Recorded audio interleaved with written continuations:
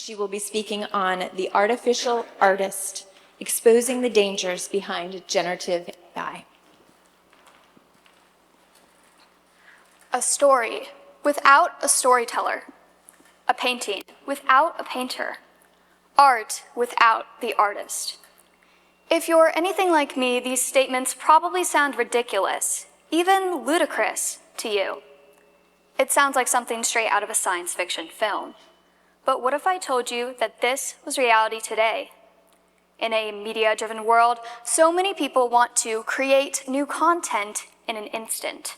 And a significant portion of this is now made possible thanks to generative artificial intelligence. Now, some might call this the latest and greatest form of technology. But this promise leads to a pitfall: the death of creativity. Image-based generative artificial intelligence harms artists by devaluing their abilities. Therefore, we should reject it because it mocks God's intentional design for creativity. Now, I can't read minds, but I would guess that many of you wouldn't call yourselves artists. You may be sitting here thinking, what does this speech have to do with me? But let me tell you something. Art is everywhere. Think about it. Every movie, every video game, every piece of media that you consume daily has had intentional design put into it. Today, I hope to bring justice to the authenticity. First, I will explain how artificial intelligence is starting to become misused in the creative industry. Second, I will explain how generating AI content can create legal problems for everyone involved. Third, we will take a look at some of the dangerous ideologies behind this technology. And fourth, we will contrast these ideologies with the biblical mandate of how we were intended to create. But I will end with this note: creativity is not yet lost. In the past century, many different kinds of artificial intelligence have changed our world. Therefore, before I begin, let me clarify. I will not be talking about AI in the medical field, AI in the military field, or even AI in the education field. Instead, I will only focus on one type: generative artificial intelligence. As a subset of artificial intelligence, generative AI is basically a system that is capable of generating new content, such as images or text, in response to a submitted prompt by learning from a large reference database of examples. Furthermore, when I talk about artificial intelligence in my speech, I will solely be referring to image-based programs and not text-based programs. These include, but are not limited to, OpenAI, Midjourney, and Stability AI, which can all be accessed through your local internet browser. While there are many other different types of artificial intelligence programs on the internet, these are some of the ones I will be referring to most commonly in my speech. Now, even though I'm arguing against generative AI, I cannot deny that it has risen in popularity, especially in recent years. According to the latest 2024 McKinsey Global Survey on AI, around 65% of respondents reported that their organizations were regularly using generative AI, nearly double the percentage from the previous survey conducted just 10 months ago. Interestingly, around 75% of respondents believed that this could cause either significant or disruptive change to their industries. But is there a right way to use this technology? With the proper limitations, I might even say yes. I developed this opinion by interviewing graphic designer Lizzie Tatlow, who has witnessed firsthand the rise of AI in the creative industry. She works in social media marketing and admitted that she has sometimes used an AI system to gain inspiration for her projects. She made it very clear, however, that this technology was intended to be used sparingly and responsibly by artists. In other words, it could spark an idea if someone was in a creative slump, but should definitely not replace creatives in their jobs. Like Ms. Tatlow, all of the other graphic designers I've spoken with echo the same sentiment. Even though an AI system may be used to inspire ideas, the end product should still be made by humans. But why is this difference so important? To illustrate this danger, let's compare artificial intelligence to something maybe most of you are more familiar with: a coffee addiction. See, artists might use generative AI occasionally to get their creative juices flowing. Likewise, coffee is most effective when you need an extra boost of energy to get you through the day. But then you start to rely on coffee. It becomes ingrained into your everyday routine. Before you know it, it becomes something you can't function without. Just like drinking too much coffee harms our physical health, utilizing too much generative AI harms our creative health. But we have chosen to disregard the danger. The line between inspiration and reliance has blurred, and companies have started to overstep this line. In recent years, organizations have pushed out fully AI-generated content to their viewers, favoring higher profits over creative production. Now, why would they choose to do this? The short answer: cutting costs. Corporations are willing to sacrifice creativity on the altar of the machine, so long as it fits in their budget. But not only does this harm artists, it shows the laziness behind these companies, and consumers can tell. One recent example is the 2024 holiday Coca-Cola ad, which recently received backlash for being entirely AI-generated. Now, how do we know that this was AI-generated? Well, the Coca-Cola on this top truck almost looks like it's spelled Coca-Cola. This bottom truck has more light in its reflection than on the actual vehicle. In every frame of the video, things look unrealistic, uncanny. And the irony of it all? The tagline, "Real magic," at the end. But Coca-Cola isn't the only company that's doing this. In a real sting for the creative community, Wacom, a drawing tablet company, was found to be using generative AI in their ad campaigns. Back in January of 2024, artists noticed that Wacom had used not one, not two, but 3 AI-generated dragon illustrations to promote their newest drawing tablet. They noticed the telltale signs. The fur wasn't blended correctly, the proportions looked inaccurate, and the images were inconsistent. After facing backlash from artists and consumers online, Wacom deleted the images without explanation. While the company later admitted their mistake, this betrayal was still felt by artists around the world. One thing is clear: the backlash against these companies could have been entirely avoided if they simply chose to employ human skill over a machine's art. How can someone tagline a commercial, "Real magic," when nothing about it was real? How can someone promote creativity using generative AI? These mistakes only reaffirm the truth. Human artists would not be so careless. But it's not just companies that are letting this technology go unchecked.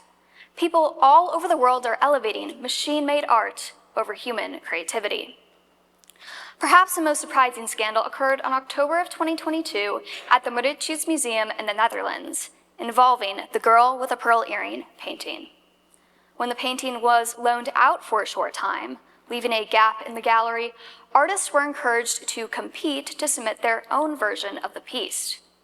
The winner of the contest, Julianne Van Deeken, later announced on Instagram that her artwork was AI-generated. The backlash was, again, immediate, with Eva Torment, a painter who heads the European Guild for the Artificial Intelligence Regulation, saying it was bizarre that so august an institution as the Mauritshuis would give an AI-generated work a place of pride in its premier gallery. If a prestigious institution chose generative art over human art, who's to say that companies and corporations won't continue to do the same? All of us, non-artists and artists alike, must reconsider using these AI systems. Because whether it impacts an advertisement or a contest, AI can still harm artists, and it all comes down to its data. Every artificial intelligence program relies on massive amounts of data to work, data that can include copyrighted content online. Additionally, it must collect and store this data, in this case usually photographs, and this data determines what it can make. But artists have now found that their artwork is included in this data harvesting. With this realization, they've started to file lawsuits across the globe. 3 artists filed against Midjourney, Stability AI, and DeviantArt in January of 2023, claiming that their artworks were used without their permission to train these programs and were therefore in violation of the law. But this case only opened up a new can of worms. In a separate incident happening shortly after, Getty Images, one of the largest stock imaging companies in the world, filed a lawsuit against Stability AI, claiming that they, again, unlawfully copied and processed millions of images protected by copyright to benefit their systems. Currently, these cases and many others like it are still ongoing. And their common theme? When corporations and companies prioritize profit over data transparency, chaos ensues. As of 2022, systems like OpenAI's DALL-E and many others have refused to provide information to the public on how, exactly, they trained their AI programs. Stability AI, who did open up this information to the public, was found to have failed the correct copyright procedures. Now, at this point, you may be asking, how could an AI fail a copyright procedure? Well, recently, researchers found that text-to-image transformation systems were more likely to directly duplicate its training data rather than learn from it, and was therefore more likely to violate a copyright. In other words, it's as if I were to write a research paper consisting only of quotes, no introduction, no commentary, no creativity, and call it my own. But how does all of this actually affect an individual artist? It all comes down to this. Generative AI can now create artwork in a specific artist's style. Take painter Erin Hansen, for example. Hansen is known for her brightly colored nature portraits that almost look like stained glass. Let's say you told the AI to create a painting in the style of Erin Hansen. You would get something a little like this.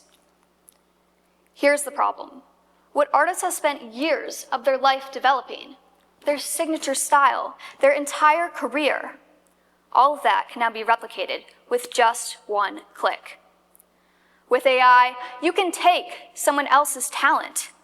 You can be Erin Hansen, who, by the way, found 3,854 images of her artwork in Stability AI's training data. And that was just a small sampling. In other words, generative artificial intelligence is not an innovative creator, but rather an exceptional copier. But in spite of this, some still continue to advocate for generative AI. Those who believe in the future of this technology often offer this argument, that AI is just another tool that will help push the boundaries of art. Arthur Miller, a law professor at the University of London, explores this idea in his book, The Artist and the Machine. He argues for the potential of artificial intelligence by comparing it to the camera, which he says appeared to be a scientific instrument when it was first invented in the 19th century and only gradually revealed its artistic potential. Admittedly, those who agree with Miller make some good points. They point out that AI is relatively new and the distant future is still unknown. However, I would argue that one cannot accurately compare the camera to generative artificial intelligence. In his argument, Miller doesn't explain how the camera takes a snapshot of something outside the machine, something in the natural world. In contrast, AI is restricted to the data it's trained on. It doesn't accurately reflect the world around us. But let's say, for the sake of the argument, that Miller's analogy works. Although he is correct that the camera did reveal its artistic potential, he leaves out the fact that this was only due to the real, human imagination behind the lens. Additionally, while the art of photography takes years to master, generative AI can create something in an instant. The two are simply not comparable. By not describing the whole picture in his analogy, Miller and those who agree with him commit the fallacy of false equivocation. But Miller doesn't end there. Both him and those who build these programs have started to hold extreme views on machine creativity, becoming proponents of dangerous ideologies. In the conclusion of Arthur Miller's book, he suggests that, in the future, machines will be fully creative and may even surpass us. When I first read this statement, it was with disbelief. In what world does anyone, artist or not, want machines to surpass us? In what world would anyone want their creativity to be devalued? Because even if it's not a popular opinion, it's an important one that's held by some of the top AI programmers in the world. Recently, leaders in Google's AI program told interviewers that when people did art with machines, they didn't think there was a very strict boundary between what was human and what was machine. So, just to be clear, how have we gone from tool to fully creative? Artificial intelligence is just a machine that can only copy someone else. Now, granted, we have seen technological progress throughout history before. Take a look at the Industrial Revolution, for example. But while these workers primarily had their physical work displaced, generative AI is capable of altering so much more, inverting the very nature of progress since the Industrial Revolution. In other words, if we fail to limit our use of this technology, if we start regarding these machines as truly creative, we will become all too similar to the societies that George Orwell and others like him warned against.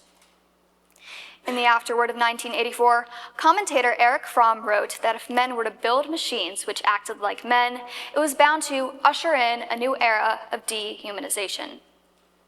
Now, some of you might question why I would choose to include a work of fiction in my speech. But when an author writes, or an artist creates, they respond to, echo from, and warn against reality. These differing ideologies can only point us to one final question. Is the figure of the artist necessary to create? By looking at the Bible, we cannot answer with anything else but a resounding yes. If mankind was created in the image of God, then they are inherently creative. Of course, this requires the foundational truth. God himself must be creative. In Genesis 1:1, we see that in the beginning, God created the heavens and the earth. Created is the first verb in the Bible. It's also the first attribute of God that we are introduced to. But why this word? Why not compiled or composed? Every word in Scripture is intentional. When we take a deeper look at the meaning behind this word, we see that it stems from the Latin word creatus, or to bring into being. Therefore, I ask, can artificial intelligence actually bring forth anything? Or can it only harvest and copy works that are a part of its database? Secondly, men are created in the image of God. Further down in the chapter, the passage states, God created mankind in his own image. In the image of God, he created them. These opening chapters are foundational to understanding human nature, and this includes the nature of creativity. The role of the author is reserved for two beings and two beings alone, God and his creation of humanity. Not animals, not robots, and definitely not AI. But there's also an epilogue to the creation story. Certain people are gifted with these skills. In Exodus 28, during the construction of the tabernacle, God instructs Moses to gather those skilled at making garments to design Aaron's priestly robes.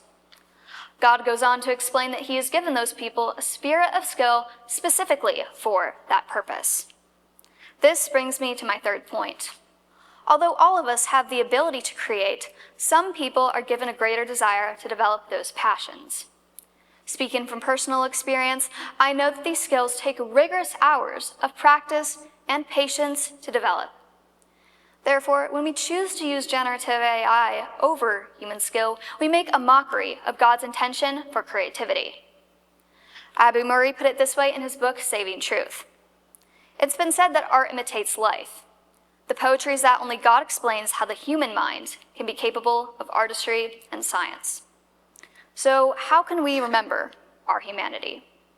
In order to do this, we must remember 3 simple steps. First, we must recognize. Examine everything that you see instead of taking it at face value.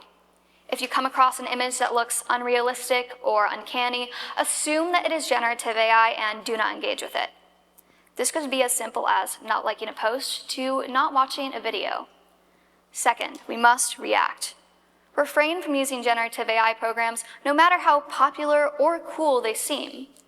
Generating AI art might seem like a fun trend, but consider the consequences of that click. Third, we must respond. Support the artists that you know in your life. If you ever have to choose between machine-made creativity or human creativity, choose human creativity. And as technology continues to evolve, let me make one final thing clear. let us remember our humanity. Let us never stop creating. Let us keep the artist alive. Thank you.